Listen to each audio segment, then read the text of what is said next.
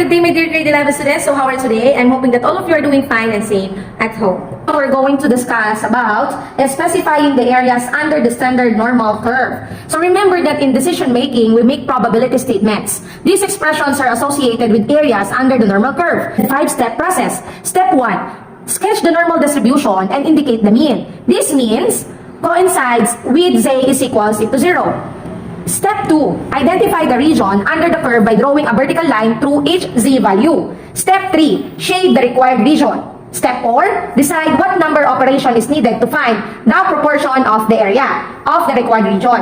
Use the z table to determine areas associated with the given z values. And step 5. Compute the proportion of the required area and express the result as a probability. So in this example, simply look up for the area that corresponds to z is equals to 1 in the z table. A part of the table is reproduced below to illustrate this, as you would notice in this video. So in the table, we see this area or the encircled value to be 0.3413. So this area value lies in the intersection of the row z is equals to 1 and the column. To denote correspondence, write z is equals to 1 corresponds to 0.3413. From the formula, P of z, of course, is greater than to A but less than to B. So it is said that we have 0.3413 or 34.13%. Let us have this example. Find the proportion of the area that corresponds to z is equals into 1.5. Let us use the 5-step process. For step 1, sketch the normal distribution and indicate the mean. This mean coincides with z is equals into 0. So you need to draw or sketch for the normal curve. Okay? So let us have this one. Then, of course, we have here the z-score. And then, of course, we have here the center. So, we have here the 0.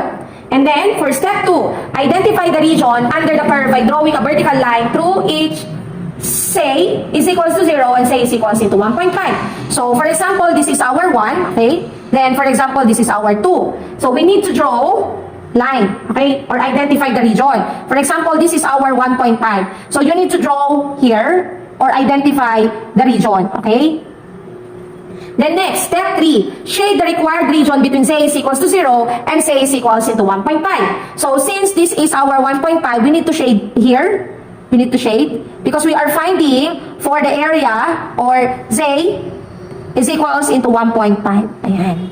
So this will be the area, okay? That would be the step 3. And step 4, determine the area of the required region or the shaded region. So this is the shaded region, wherein we are looking for the area that corresponds to z is equals into 1.5 in the z table.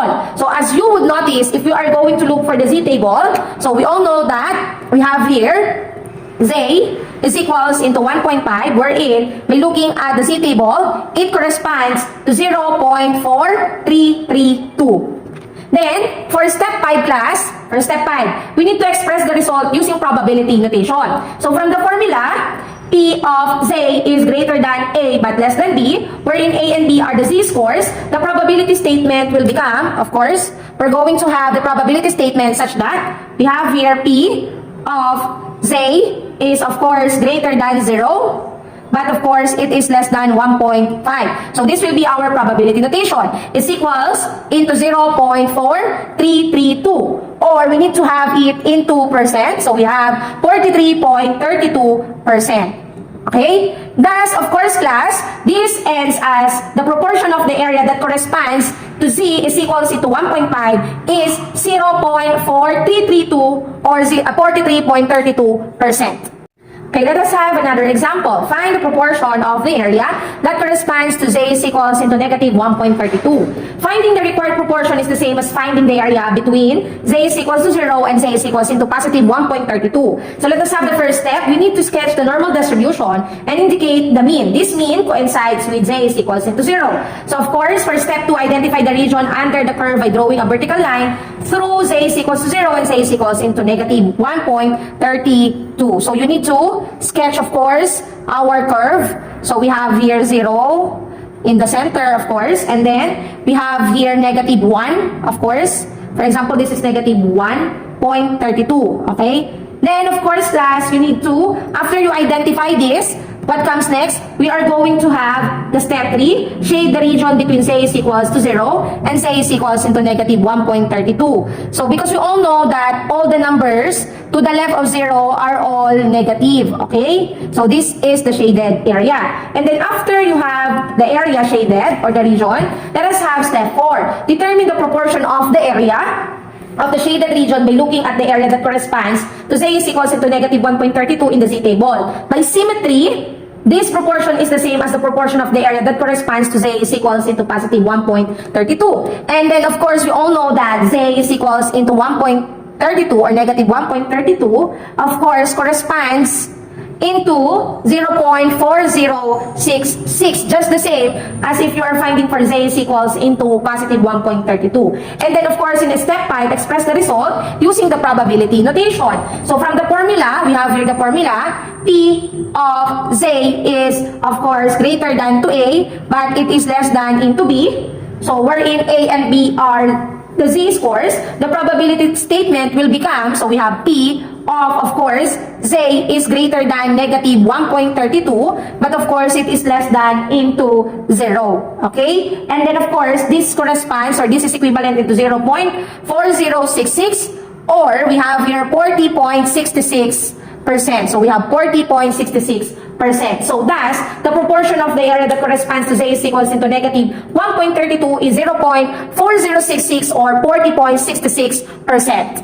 Now, let us have this example. Let us find the proportion of the area between z is equals into 1.52 and 2.5. For the first step, of course, remember to sketch the normal distribution and indicate the mean. This mean that coincides with z is equals into 0. So we need to sketch the normal curve. Of course, you need to sketch this.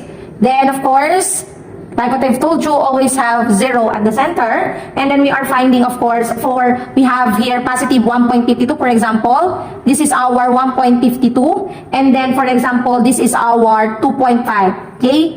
So we have here positive 1.52 and positive 2.5. And then after that, you need to identify the region under the curve by drawing a vertical line through z is equals into 1.52 and positive 2.5. And then shade the region between z is equals into positive 1.52 and positive 2.5, of course. So this will be the shaded area because we are finding for the area between z is equals into 1.52 and 2.5, okay? And then after that class, what are you going to do next? We are going to determine the area of the shaded region using our z table. So we all know, class, that our z is equals into positive 1.52. It corresponds, of course, using our z table, it corresponds to 0. So we have here 0.4357, okay? 0.4357. And then we have here say is equals into 2.5. So this corresponds into 0.4938 using our z table. And then after that, we are going to find for this area, okay? So what are you going to do? We need to compute the area using the probability notation. Of course, class, in this area, so we have here the area of our 1.0 to 1.52 is 0.4357, and the area from this will be subtracted, okay? Will be subtracted. So what are we going to do? We're going to subtract, okay? So now, class, let us have the notation or probability notation such that we have the P of z is greater than 1.52 and it is not greater than 2 or less than 2.5. So therefore, we have here now, so the area of 1.52 is, or 2.5 is 0.4938. So we need to subtract it, 0.4357. So if we are going to subtract this two, we are going to have the difference of 0.0581, or of course, this is equivalent into, so we have here 5.81%. Okay? So thus, of course, the area between z is equals into 1.52 and z is equals into 2.5 is equals into 5.81%. Okay, class, let us have another example. Find the proportion of the area between z is equals into negative 2 and z is equals into 1.54. So, of course, for the step 1, you need to sketch your normal curve.